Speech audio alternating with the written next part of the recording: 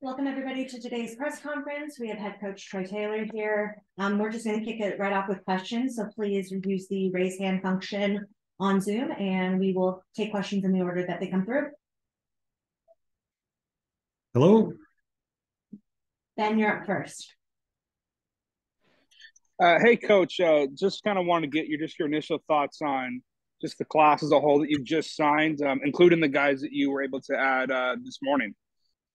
Yeah, we feel great about it. Obviously coming in and having a little bit more time after the first signing date to focus in on some student athletes that we think are great fits, both academically, culturally, and then athletically as well. So we feel good about it. These are I think it's a special group of young men.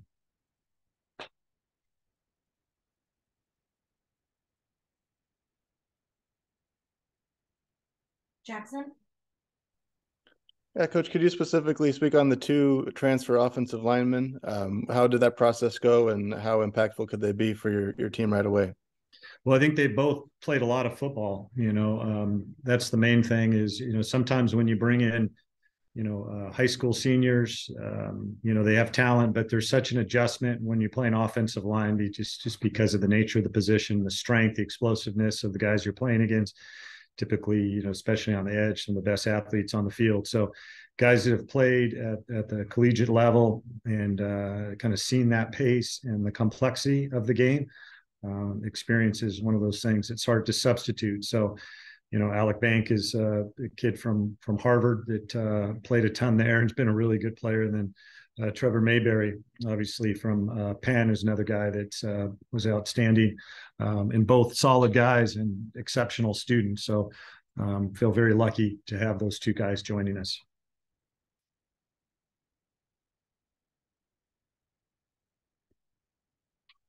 You can go again, Jackson. Yeah, just the access to the transfer portal was a big question at the time of your hiring. Now here in February, how would you evaluate how that's gone so far for Stanford? Yeah, I mean, it's, I think everybody's kind of learning and figuring it out. It's something new to Stanford and new to college football. So obviously we're in a unique position where, not all transfers are going to fit in academically. So we're looking for a pretty special young man that it can compete in the classroom, that coming out of high school was very well prepared and then did a great job at the collegiate level as well. So I think we're sorting it out. I think there's a lot of kids out there that obviously are drawn to Stanford. We just got to make sure we're targeting the right players that enter the portal that have that interest in being great student athletes. Thanks, Jackson. Ben? Yeah, could you talk about Tiger Bachmeyer? I know he's early enroll. He's an early enrollee. He's already on campus. Just talk about getting to know him and how his adjustment's going so far. He's a phenomenal kid. He's one of those guys that's ultra talented. He can do so many things. Obviously, jumping in the kind of middle of your senior year around Division I athletes, that can be kind of a scary proposition. But Tiger's a guy that's melding in well to all our culture, and he's done it by just working really hard and being the humble kind of leader that he is, just leading by example. And I think he's got garnered respect immediately just because how hard he works. But he's really talented. Can't wait to work with him in the spring and some of the workouts that are coming up that we're going to be able to get with those guys out on the field a little bit. But super talented with the ball in his hand, great ball skills, and he's going to be able to help us this year. Ben? Another guy I want you to kind of get your thoughts on, Gaithan Bernadelle, transfer from FIU, linebacker. How's he coming so far, adjusting, and just talk about what you expect for him to bring to your defensive front seven there. Yeah, high football IQ. He's played a lot of football. Typically, I found those Florida kids love football. Hollandale High School, actually, same high school as a player I coached, Tyler Huntley at Utah. He was another kid that loved football. So Gaithan brings a lot of energy, very hard worker. Like I said, high aptitude, and being able to get him in on this defense and let him run around and make plays is a huge pickup for us.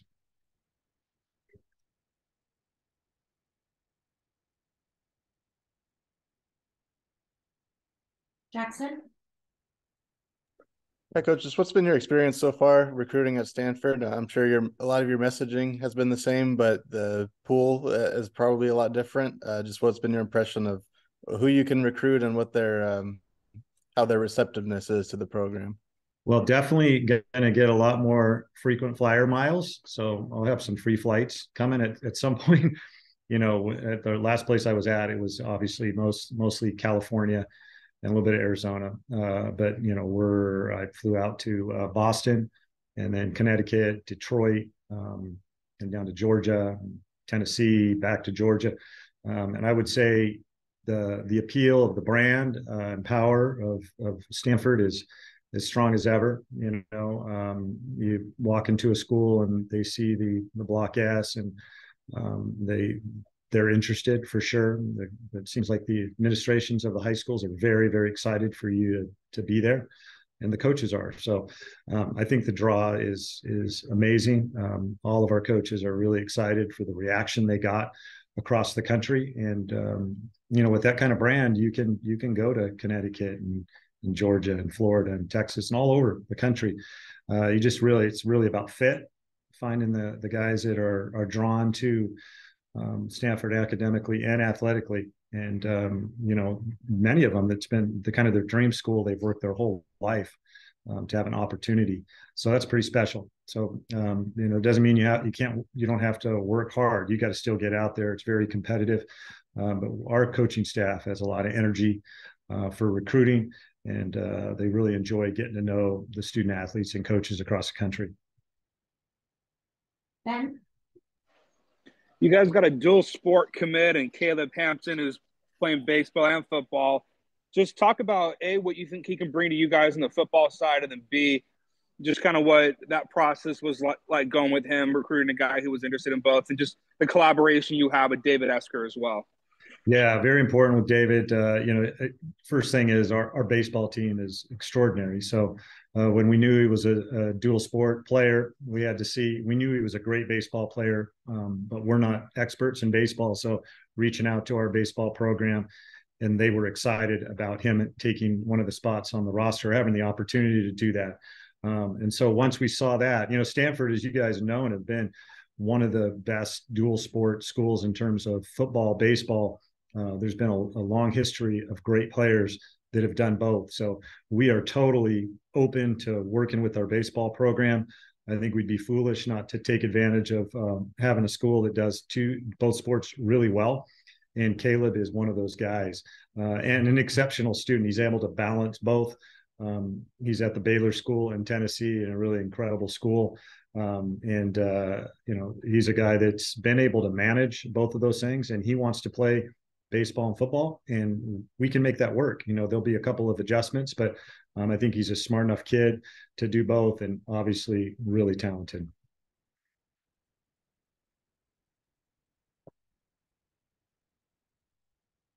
Jackson?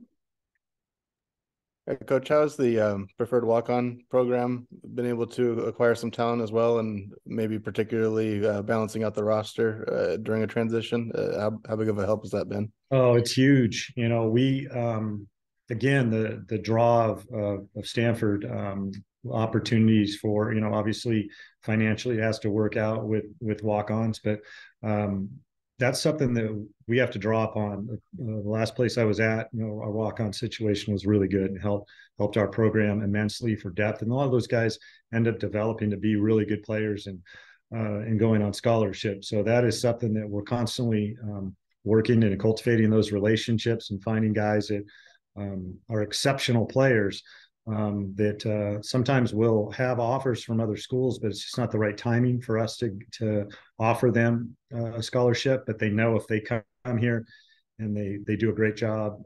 We have a long history at Stanford of rewarding players that are walk-ons to become scholarship athletes. And I personally, places I've been, have put a lot of walk-ons that have earned scholarships, after a year, some really quickly, and then some it takes a couple of years. Thanks, Jackson. Ben? Yeah, I know practice hasn't happened for a little bit, but could you just kind of comment on the quarterback room, how you feel that's looking, and just kind of, you're going to have some competition there for that starting spot. Just how excited you are to get that process underway, and just your thoughts of how that room is shaping up right now. Yeah, our quarterbacks are really highly motivated, highly driven young men. So I've getting to know them and just seeing how important it is. Their aptitude is very high for learning the football part of it, and they're hard workers. Now that being said, they haven't really played, just sparingly within games. Sometimes at the end of the game, sometimes in the middle. I think they're all talented. But being able to process it and put it all together is that's something that they haven't really had to do. So spring football will be huge for them. We'll get a lot of reps, not as many live reps, but it'll be live on everybody but the quarterback pretty much, and they'll see the game and how fast it happens and how they're able to adjust. And my thought is that they'll be completely different players from the beginning of spring to the end of the spring, because you can talk about football as much as you want to and watch tape, but you got to get the reps so that you see it and you become comfortable and you can anticipate those things. So it's a position again that doesn't have a lot of experience, but we feel they're really, really talented guys that just need an opportunity.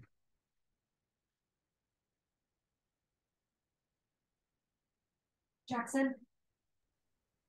Coach, do you have more room and the capability to bring in more recruits beyond this point, or is this pretty much ended, or how does the outlook go from here?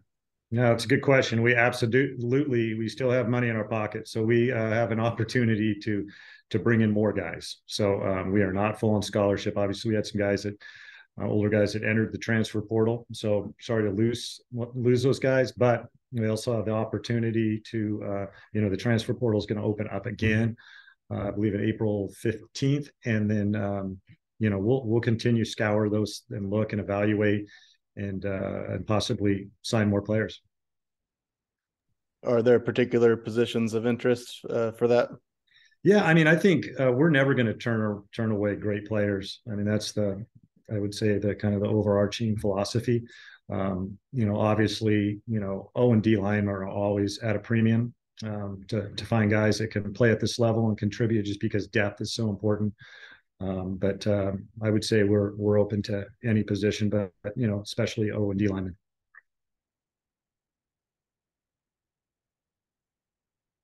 Ben?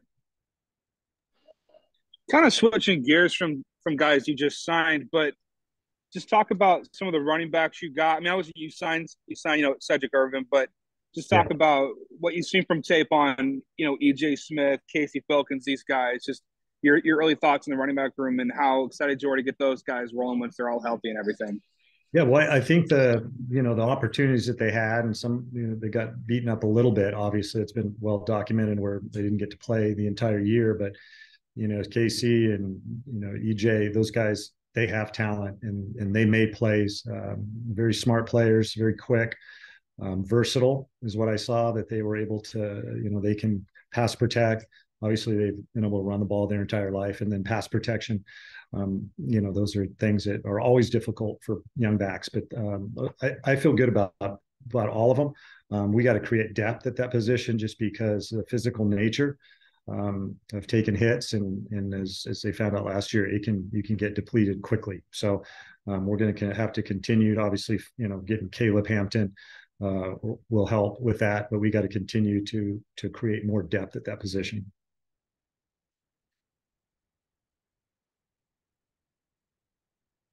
Jackson? I was curious about your O-line room as well, even with the two transfers coming in, and you got a whole bunch of high schoolers on the way. Is it pretty much open competition for that unit, top to bottom? Yeah, absolutely. Most of the starters from last year are not here. So we've got very talented young players that we're really excited about. It's really exceptional.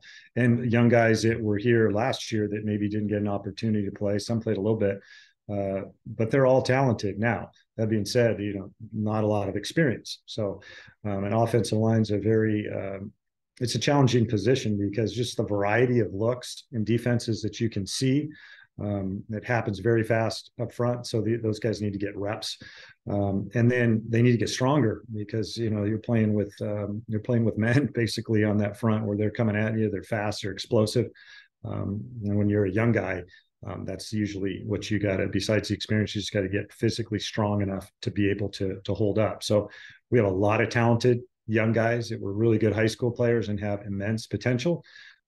Clayton Adams is an incredible coach. He will continue to develop them, and we'll be patient with them. But that's what spring football is for, is to get those reps and continue to progress.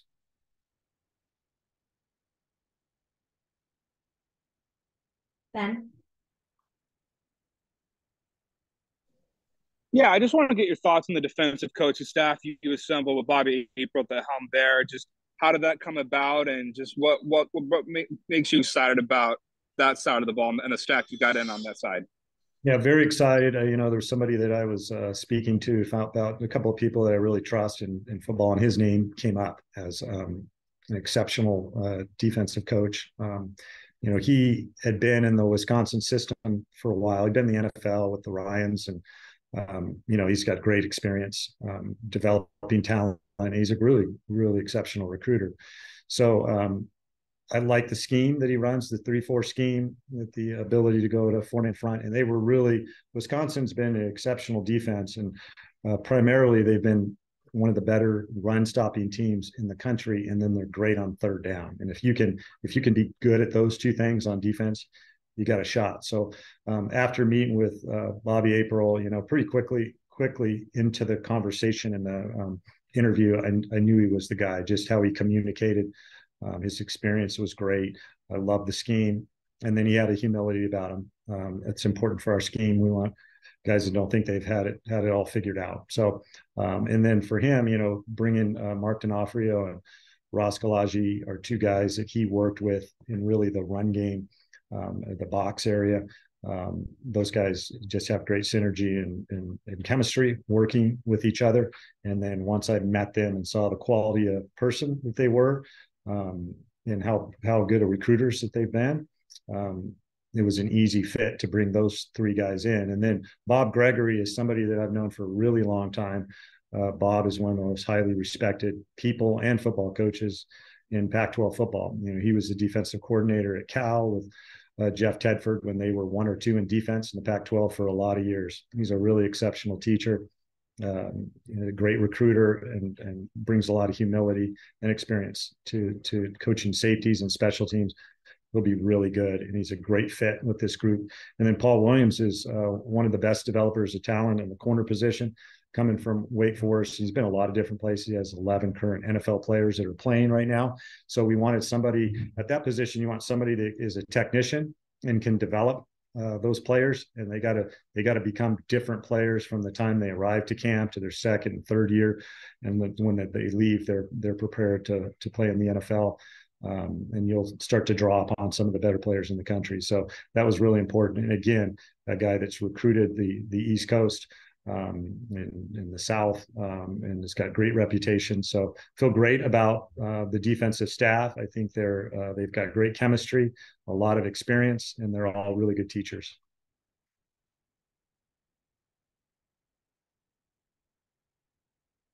Jackson? That was a short turnaround for the first signing day. I was curious how your relationships have grown with those December signees since then. You've had, I think, a few of them visit, and some of them played in all-star games. Just has anyone caught your eye upon a second look since then?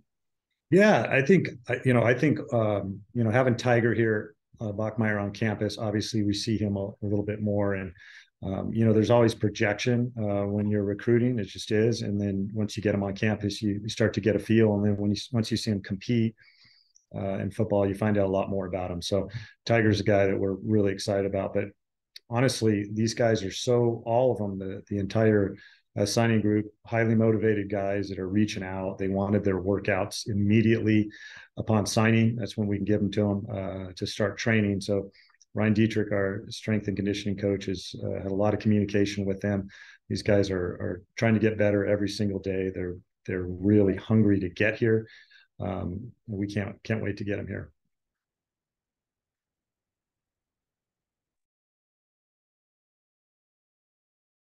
Jackson? Could you share some more about that strength and conditioning program and maybe what the guys are doing differently now than before? Yeah, so Coach Dietrich is when we first got to Sacramento State, there were a ton of injuries that had taken place. It was really quite incredible how many people weren't ready to play. And so when we first got there through, that 4 years, our amount of injuries just declined rapidly.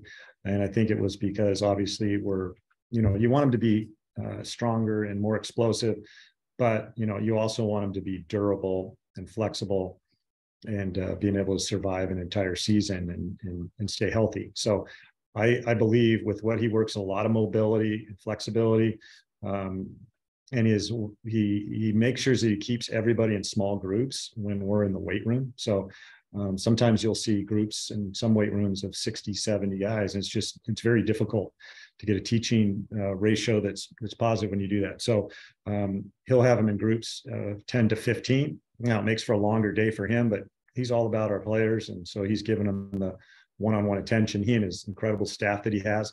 And they're working hard, but it's a well-rounded training system. Yes, they're getting more explosive and flexible and all those things, but they're also becoming more durable. And then he's a big part of our culture.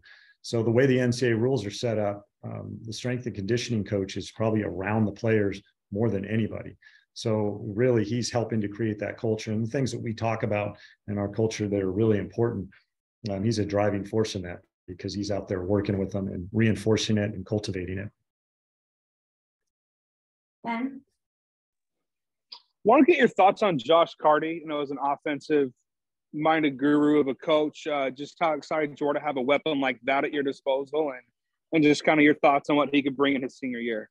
He's incredible. Watching him train, he's one of the better athletes on the team, which is sometimes an exception for a kicker, but he's a really special guy. And I think the only concern with him is that he trains so hard that you want to make sure that he's smart because he's always pushing himself. But love his makeup, his competitiveness, his focus, and he really is a weapon because he's you get in the red zone or around the red zone, and he's almost been automatic. So he's a huge weapon that we will utilize all year.